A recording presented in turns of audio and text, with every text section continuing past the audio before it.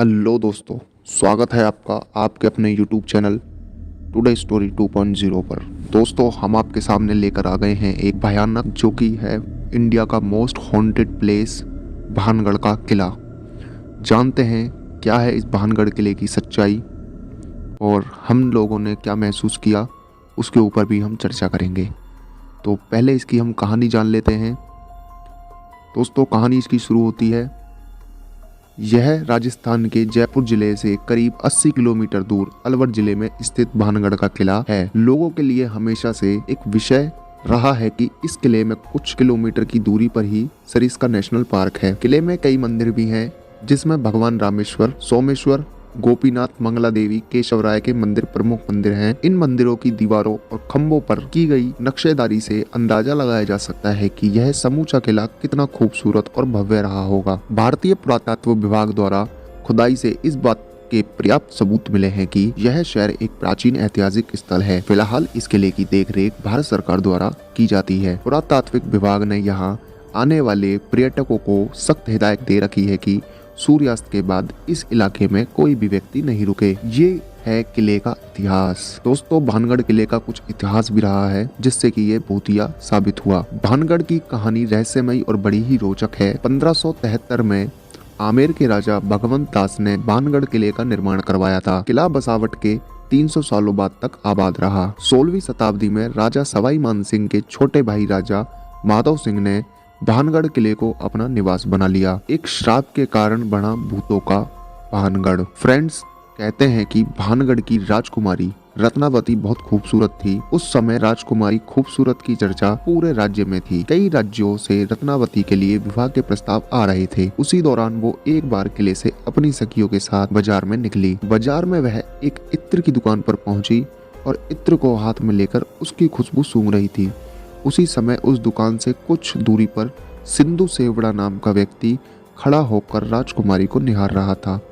सिंधिया उसी राज्य का रहने वाला था और वह काले जादू में महारथी था। राजकुमारी के रूप को देखकर तांत्रिक मोहित हो गया और राजकुमारी से प्रेम करने लग गया और राजकुमारी को हासिल करने के बारे में सोचने लगा। लेकिन रत्नावती ने कभी उसे पलटकर नहीं देखा। जिस दुकान से राजकुमारी के लिए इत्र जाता था, उसने उस दुकान में जाकर रत्नावती को भेजे जाने वाली इस इत्र की बोतल पर काला जादू कर उस पर वशीकरण मंत्र का प्रयोग किया। जब राजकुमारी को सच्चाई का पता चला तो उसने इत्र की शीशी एक रखे पास में पत्थर पर फेंक दी। इससे क्या, शीशी टूट गई और इत्र बिखर गया। काला जादू होने के कारण पत्थर सिंधु सेवड़ा के पीछे हो लिया और उस पर ही उल्टा हो गया और उस पत्थर ने उसे मार डाला। सिंधु सेवड़ा तो मर गया, लेकिन मरने से पहले उस तांत्रिक ने श्राप दिया कि इस किले में रहने वाले सभी लोग जल्द ही मर जाएंगे और दोबारा जन्म नहीं लेंगे। उनकी आत्मा इस किले में ही भटकती रहेगी। आज दोस्तों, 21वीं सदी में भी लोगों में इस बात को लेकर भय है कि भानगढ़ में भूतों का निवास है। सूर्यास्त के बाद प्रवेश निषेध है। भारतीय पुरातत्व सर्वेक्षण ASI को खुदाई के बाद सबूत मिले हैं कि शहर एक प्राचीन ऐतिहासिक स्थल रहा था। अब किला भारत सरकार की देखरेख में आता है। किले के चारों तरफ archaeological survey of India ASI की टीम मौजूद रहती है। ASI ने सूर्यास्त बाद किसी के भी यहाँ रुकने को प्रतिबंधित कर रखा है। किले में रूहों का कब्जा। इस किले में कत्लेआम किए गए लोगों की रूहें आज भी भटकती हैं। सिंधिया के श्राप के कारण यहाँ पर उन लोगों की मौत हो गई।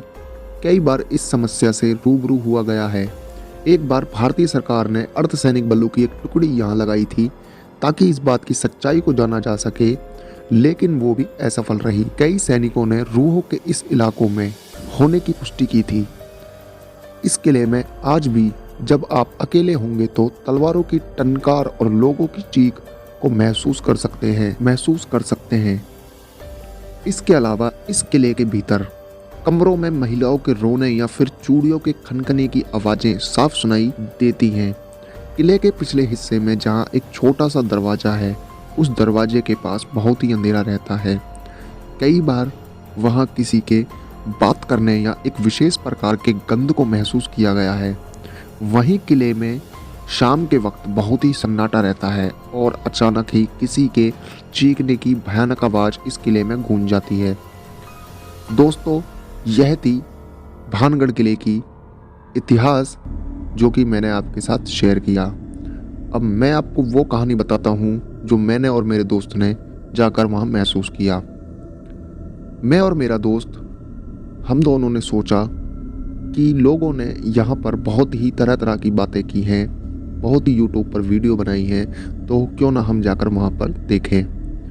हम भानगढ़ जाके पता लगाएंगे कि क्या वो सच है में इतनी भयानक जगह है या फिर ये सब सिर्फ एक कहानी है।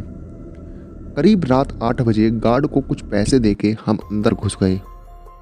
अंदर घुसते ही कुछ ऐसा लग रहा था जैसे हवा रुक गई हो, एक अजीब सी घुटन हो रही थी। दोस्तों, ये हमने गलत किया कि हमने गार्ड को पैसे दिए, लेकिन आपके सामने इस सच्चाई का पता लगाना जरूरी था। हम दोनों ने किले के 1-2 चक्कर लगाए, लेकिन हमें कहीं भी कुछ भी भूतिया नहीं मिला।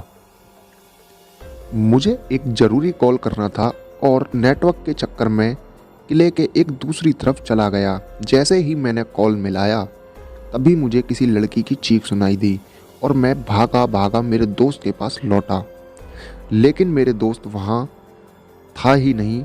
मैंने उसे काफ़ी आवाज़ लगाई पर कोई आवाज़ नहीं आई। तभी मुझे ऊपर की कमरे से एक धम-धम करके आवाज़ आई, तो मैं उस तरफ चलने लगा। जैसे ही मैं ऊपर की सीढ़ियों पर चढ़ रहा था वैसे ही मुझे पायल की छन छन की आवाज़ सुनाई दी और मुझे लगा कि मेरी बगल में कोई लड़की भागी। अब मुझे काफ़ी ज़्यादा डर लगने लगा था। डर के मारे हाथ पैर कांपने लगे थे। मैं फिर चिल्लाया, ब्रो ब्रो तुम कहाँ हो? मैं महल का हर एक कमरा देख रहा था। तभी मुझे एक कमरे की खिड़की की तरफ से मेरे दोस्त को खड़ा दिखा और मेरी जान में जान आई। मैंने उनको बोला, ब्रो कहाँ था यार तू? जल्दी चल यहाँ से, गलत जगह आ गए हम यार, प्लीज़ चल यहाँ से जल्दी से जल्दी। मेरे दोस्त ने मुझे कोई जवाब नहीं दिया। मैंने जैसे ही उसका हाथ पकड़ा वैसे ही पीछे के दरवाजे से मुझे मेरे दोस्त की आवाज़ सुनाई दी। जब मैंने देखा कि मेरा दोस्त तो अभी पीछे के दरवाजे से आया है और मैंने जिसका हाथ पकड़ा है वो कोई और है, तो मेरी बुरी तरह हालत ख़राब हो गई। जैसे डर के मारे मैंने उसका हाथ छोड़ा। उसने मुझे मुड़ के देखा तो उसे देख के मैं कांपने लगा और पीछे गिर पड़ा। मेरे दोस्त ने मुझे उठाया और हम दोनों भागे भागे वहाँ से निकले। मैंने उसे बताया कि मेरे साथ क्या क्या हुआ और मेरे दोस्त ने भी मुझे बोला कि उसे भी महल में किसी लाल साड़ी वाली औरत का भूत देखा। हम वहाँ से बच के अपने घर तो आ गए, लेकिन उस घटना के बाद अब हम कभी भानगढ़ की कहानियों को नज़रअंदाज नहीं कर सकते और ना ही किसी को भी वहाँ जाने की सलाह देते हैं। तो दोस्तों, आपको आज का हमारा वीडियो कैसा लगा? अगर वीडियो आपको अच्छा लगा हो तो वीडियो को लाइक कर देना, चैनल को सब्सक्राइब कर लेना। ऐसे ही मिलते हैं कहानी के साथ। जब तक के लिए जय हिंद, जय भारत।